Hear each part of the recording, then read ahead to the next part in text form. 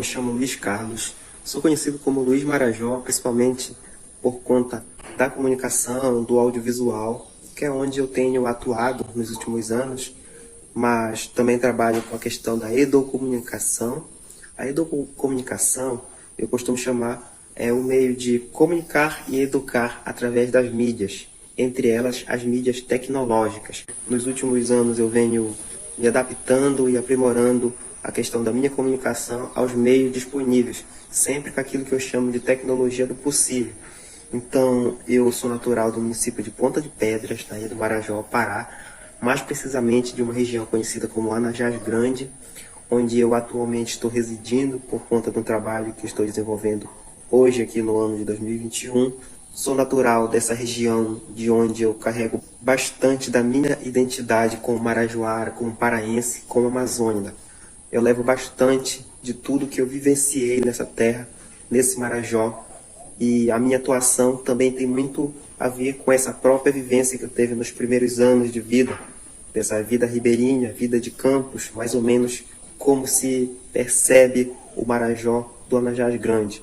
Em 2017 eu criei o canal Marajoando Cultural no YouTube, de onde eu venho desenvolvendo vários mini, médios e outros projetos um pouco maiores, no canal, buscando contribuir com as tradições, com a questão da cultura, com várias outras questões relacionadas a essa identidade marajoara no audiovisual. Então, desde quando eu me entendi, eu passei a perceber o Marajó por essa ótica marajoara, desse Marajó que era uma parte limitada desse gigante, que é o arquipélago marajoara. Só muito mais tarde eu vim perceber a dimensão, da importância, do tamanho, de tudo que representava o Marajó.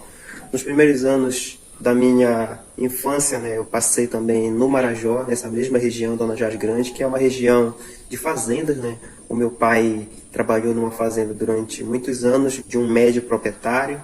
Então, a minha infância, a brincadeira, a vivência com meus irmãos, com meus vizinhos, foi uma vivência em uma fazenda que ficava próximo ao rio Anajás. Em 2007, eu me mudei para Belém, e com a minha mudança do Marajó interiorano das fazendas para Belém, capital, foi bastante radical. Depois de alguns anos estudando, eu passei a ter uma opinião, passei a ir formando uma opinião sobre a região de onde eu tinha vindo, que era o Marajó, de onde eu mais conhecia. Talvez que eu conheça mais ainda hoje. Se deparar com relação aos principais desafios do lugar onde a gente cresce, que muitas vezes a gente olha com olhos normativos, não percebe o que é problema, o que é anormal, o que se repete, Só com o distanciamento que você vai perceber que aquilo pode ser um problema ou é um fato muito recorrente que acontece naquele lugar. E eu percebi que parte dos problemas é resultado da própria localização, um lugar central de difícil acesso, mas que também muitos desses problemas eram negligenciados pelo governo e são até hoje, Então, soluções são possíveis, focando em questão de assistência social, transporte, comunicação. É como se muitas dessas questões fossem deixadas de lado propositalmente. E é um problema que persiste, Avançamos um pouco em comunicação, em transporte, mas muito se tem a fazer sobre essa região interiorana das comunidades, eu falo do Anajás Grande, que tem muitos problemas, principalmente do ponto de vista social, mas também econômico, Não se percebe, as pessoas pelo menos não se vê em um risco alimentar, por exemplo. Não chega a ser um problema, pelo menos as pessoas não acreditam que isso seja um problema, mas do ponto de vista social você consegue identificar, mesmo que ninguém concorde com você, que tem um problema social ou vários problemas nessa região interiorana do Anajás Grande, que faz parte do município de Ponta de Pedras. Então, acredito que além de investir na educação, que todas as soluções possíveis, para mim, passa pela educação, mas também investimento em assistência social, infraestrutura, comunicação e transporte.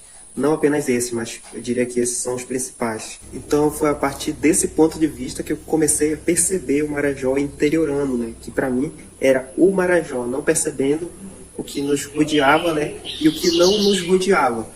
O local onde eu cresci fica no município de Ponta de Pedras, apesar de ficar bastante distante da sede do município, ficava próximo relativamente da sede do município de Cachoeira do Arari e também de Santa Cruz do Arari.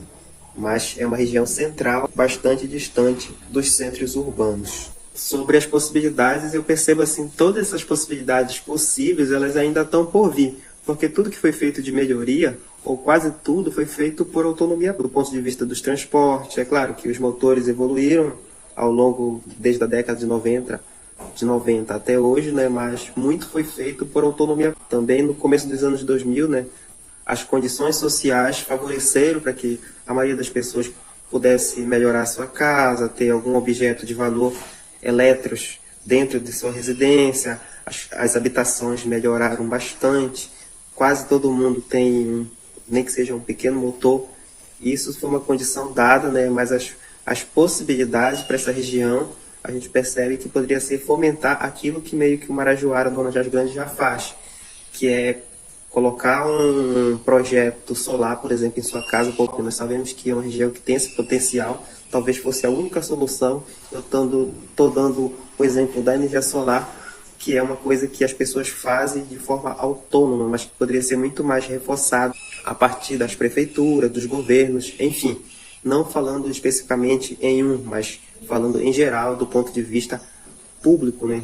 Essa atenção voltada para uma região que a gente sabe que tem potencial. Existem vários potenciais, eu estou dando apenas o potencial em relação à energia solar, que é um dos desafios que o Marajoara, dos campos, das regiões mais isoladas, sempre tem. E eu acredito que ainda vai ter por bastante tempo. Então, as possibilidades é fomentar aquilo que as pessoas já fazem, né? Mas muitas vezes não tem o recurso para alimentar e para potencializar aquilo que ele tem vantagem, faz, mas de uma forma muito dificultosa, muitas vezes.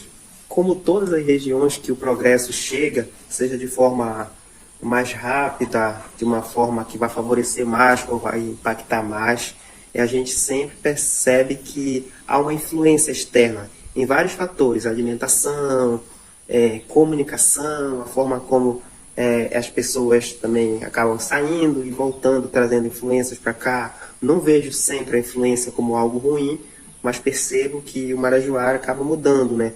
A tradição do Marajoara é muito forte e não vai se perder assim do dia para a noite. E muitas coisas também são passadas para os jovens, pelas próprias características, pelas próprias necessidades dessa região, de transporte, de habitação e muitas vezes da comunicação.